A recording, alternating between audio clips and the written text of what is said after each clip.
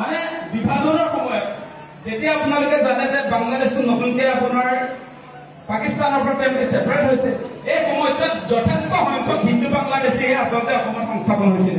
Even আজিৰ দিনটোলৈকে আচলতে হিন্দু বাংলাদেশী অনায়াসে অসমত প্ৰৱেশ কৰিছে।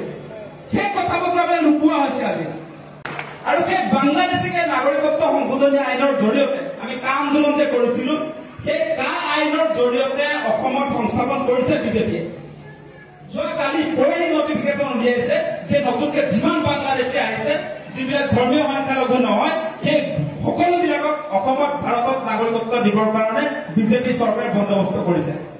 গতিকে সেই কথাবিলাক আমি ক'ব লাগিব যে বিজেপি শাসনলৈ অহাৰ পাছত সাংঘাতিক ধৰণে মুছলমানৰ ওপৰত আক্ৰমণ চলিছে, সাংঘাতিক ধৰণে অত্যাচাৰ চলিছে।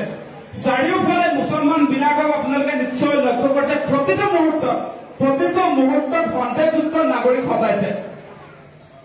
আপোনালোকে নিশ্চয় লক্ষ্য কৰিছে যে 16 নিৰ্বাচনত বিজেপি চৰকাৰে এই সংখ্যালঘু লোকসকলক আচলতে শৰাইঘাটৰ শেষ ৰণ বুলি এই লোকসকলকে শত্ৰু সজাইছিলে।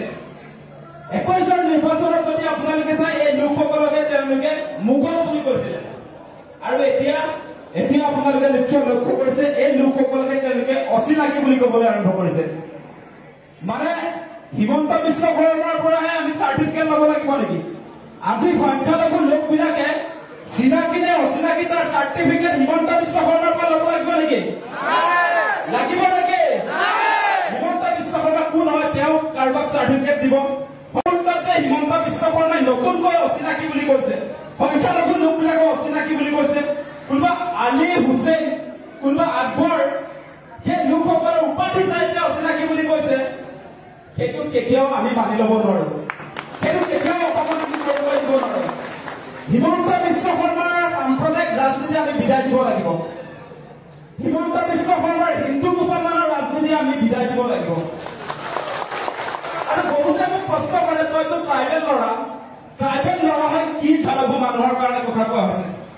ট্ৰাইবেল ল'ৰা হয় কিহৰ কাৰণে মিয়া মুছলমানৰ পক্ষত কথা কোৱা হৈছে? তেনেকুৱা বিভিন্ন প্ৰশ্ন মোক উত্থাপন কৰি আছে। আৰু আপোনালোকে নিশ্চয় দেখিছে, আমি হৈছো জ্যোতিপ্ৰসাদ আগৰৱালাৰ প্ৰতিনিধি, আমি বিষ্ণুপ্ৰসাদ ৰাভাৰ প্ৰতিনিধি। আমি হিমন্ত বিশ্ব শৰ্মাই কাৰোবাক সন্দেহযুক্ত নাগৰিক বুলি ক'লে আমি তেওঁৰ পিছে পিছে হয় বুলি সেই তথাকথিত ভুৱা জাতীয়তাবাদীবিলাকৰ কথা নকওঁ। কিছুমান এনেকুৱা সংগঠন